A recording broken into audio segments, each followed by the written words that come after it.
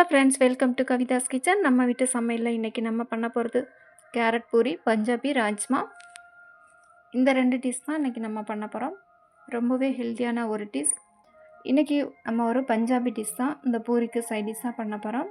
ராஜ்மா வச்சு ஒரு குருமா பண்ணி கொடுங்க, ரொம்பவே என்ஜாய் பண்ணி சாப்பிடுவாங்க பிள்ளைங்க. ரொம்பவே ஹெல்த்தியான ஒரு டிஷ் இது. நம்ம எப்போதும் செய்கிற பூரியை விட இந்த மாதிரி கேரட் மிக்ஸ் பண்ணி பூரி செஞ்சு கொடுங்க. பிள்ளைங்க ரொம்பவே என்ஜாய் பண்ணி சாப்பிடுவாங்க. கேரட் சாப்பிடாத பிள்ளைங்க கூட கண்டிப்பாக இந்த பூரி மிஸ் பண்ணாமல் சாப்பிடுவாங்க. ராஜ்மா, கிட்னி பீன்ஸ் இது ரெண்டுமே ஒன்று தான். இதை எப்படி வேணாலும் நீங்கள் கடையில் கேட்டு வாங்கலாம். நம்ம இந்த ராஜ்மாவை சமைக்கிறதுக்கு 8 மணி நேரத்துக்கு முன்னாடியே எடுத்து நல்லா ஊற வச்சுக்கணும். ராஜ்மா நல்லா ஊறி இருக்கணும். இந்த பயிர் ரொம்ப ஹார்டாக இருக்கும், வேகிறதுக்கு ரொம்ப டைம் எடுக்கும். இந்த மாதிரி பாத்திரத்தில் வேக வச்சிங்கன்னா குறைஞ்சபட்சம் 20 நிமிஷமாவது ஆகும் நல்லா வேகிறதுக்கு. அதனால் நீங்கள் குக்கரில் வேக வச்சிங்க அப்படின்னா நம்மளுக்கு குயிக்காக வேலை முடிஞ்சிடும். குக்கரில் வேக வச்சு எடுத்தீங்க அப்படின்னா 6 விசில் வரும் வரைக்கும் வேக வச்சு எடுத்துக்கிறோங்க. அப்போ தான் நல்லா வெந்திருக்கும் சாப்பிட்டா. இல்லைன்னா அந்த பயிர் ரொம்ப ஹார்டாக இருக்கும். இந்த மாதிரி ஓப்பன் பாத்திரத்தில் நீங்கள் வேக வச்சாலும் தண்ணி நிறைய சேர்த்து வேக வச்சு எடுத்துக்கிறோங்க. ஏன்னா பயிர் வேகிறதுக்கு ரொம்ப டைம் எடுக்கும். தேவையான உப்பு சேர்த்து வேக வச்சு எடுத்துக்கிறோங்க.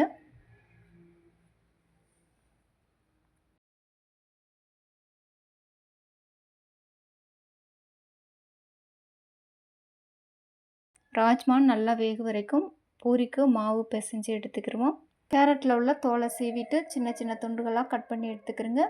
தேவையான உப்பு சேர்த்து மிக்சியில் போட்டு நல்லா நைஸாக அரைச்சி எடுத்துக்கிறோங்க. கொஞ்சமாக தண்ணி சேர்த்து அரைச்சிக்கிறோங்க. கூடவே 3 டேபிள் ஸ்பூன் ரவை சேர்த்துக்கிறோங்க. நம்ம பூரி மாவில் இந்த மாதிரி ரவை சேர்த்து பிசையும் போது கடையில் உள்ள பூரி போலவே நல்லா கிறிஸ்பியாக ரொம்ப நேரம் வரைக்கும் அப்படியே இருக்கும்.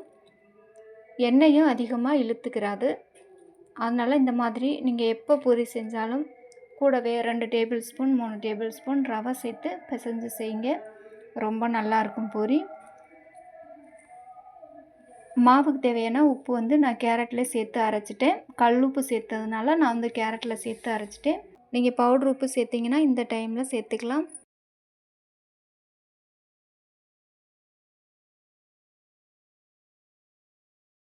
சப்பாத்தி மாவு பக்குவத்துக்கு மாவை நல்லா சாஃப்டாக பிசைஞ்சு வச்சுட்டு கிரேவி செய்கிறதுக்கு நம்ம தாளிக்க ஆரம்பிச்சிடலாம். கொஞ்சமாக எண்ணெய் சேர்த்துட்டு எண்ணெய் நல்லா சூடானதும் 2 பிரியாணி இலையை சின்ன சின்ன துண்டுகளாக இந்த மாதிரி பிச்சு போட்டுக்கிறோங்க. பிரியாணி இலை லைட்டாக சிவந்ததும் 2 பெரிய வெங்காயத்தை பொடியாக கட் பண்ணி சேர்த்துக்கிறோங்க.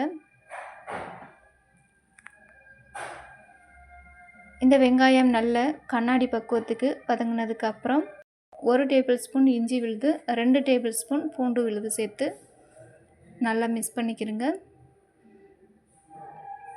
பச்சை வாசனை போக வரைக்கும் நல்லா வதக்கி விட்டுக்கிறோங்க. நல்லா வதங்கினதுக்கப்புறம் கூடவே 1/4 டீஸ்பூன் மஞ்சத்தூள், ஜீரகத்தூள் 2 டேபிள் ஸ்பூன், தனி மிளகாய்த்தூள் 2 டீஸ்பூன், மல்லித்தூள் 2 டேபிள் ஸ்பூன் சேர்த்துக்கிறோங்க. சேர்த்துட்டு கூடவே கட் பண்ணி வச்ச தக்காளி 2 தக்காளி பொடியாக கட் பண்ணி சேர்த்துக்கிறோங்க. தக்காளி வெங்காயம் வதங்க 1 டீஸ்பூன் உப்பு சேர்த்து நல்லா எண்ணெய் பிரிஞ்சு வரும் வரைக்கும் நல்லா வதக்கி விட்டுட்டு அதுக்கப்புறம் வேக வச்ச ராஜ்மாவை சேர்த்து நல்லா மிக்ஸ் பண்ணிடுங்க. இந்த டைமில் உப்பு செக் பண்ணிவிட்டு நீங்கள் உப்பு சேர்த்துக்கலாம். நம்ம உப்பு சேர்த்து வேக வச்சுருக்கோம், உப்பு இருக்கும். இங்கே உப்பு செக் பண்ணிவிட்டு உப்பு பத்தலை அப்படின்னா லைட்டாக சேர்த்துக்கிறோங்க. மசாலா எல்லாம் சேர்த்துட்டு 10 நிமிஷத்துக்கு மசாலாவோட சேர்ந்து இந்த ராஜ்மா நல்லா வேகட்டும். அது வரைக்கும் நம்ம பூரி மாவை நம்ம இந்த மாதிரி தேய்ச்சி எடுத்துக்கலாம். 2 பக்கமும் மாவு தடவிட்டு நல்லா பூரி பக்குவத்துக்கு தேய்ச்சி எடுத்துக்கிறோங்க.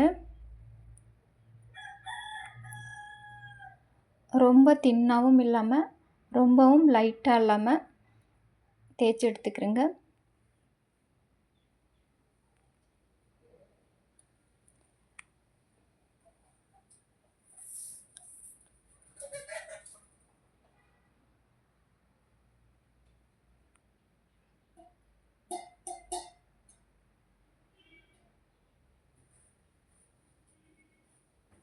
இப்போ 10 நிமிஷம் ஆயிடுச்சு. நல்லா கலந்துவிட்டு லாஸ்ட்டாக 2 டேபிள் ஸ்பூன் கரம் மசாலா சேர்த்து கலந்து விட்டுருங்க.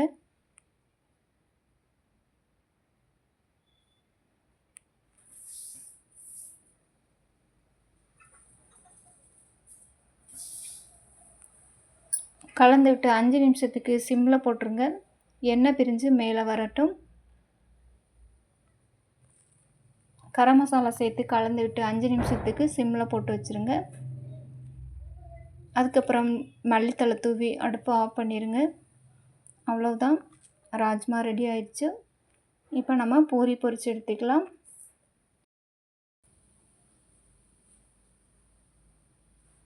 பூரி பொரிச்செடுக்கிற அளவுக்கு போதுமான அளவு எண்ணெய் சேர்த்துக்கிறங்க. எண்ணெய் நல்லா சூடானதுக்கப்புறம் தீயை மிதமாக எரிய வச்சுக்கிறங்க. நம்ம தேய்ச்சி வச்ச பூரிகளை ஒன்றொன்னா இந்த மாதிரி சேர்த்து அழகாக பொரித்து எடுத்துக்கிறங்க. அவ்வளோதான், சூப்பராக கேரட் பூரி கிறிஸ்பியாக தயாராகிடுச்சு. இந்த ரெசிபிஸ் உங்களுக்கு பிடிச்சிருந்தா நீங்களும் மிஸ் பண்ணாமல் ட்ரை பண்ணி பாருங்கள். டேஸ்ட் எப்படி இருந்ததுன்னு சொல்லுங்கள். வீடியோ பிடிச்சிருந்தா லைக் பண்ணுங்கள். சேனலை சப்ஸ்கிரைப் பண்ணாதவங்களாக இருந்தால் மறக்காமல் சேனலை சப்ஸ்கிரைப் பண்ணுங்கள். மீண்டும் ஒரு வீடியோவில் சந்திப்போம். நன்றி, வணக்கம்.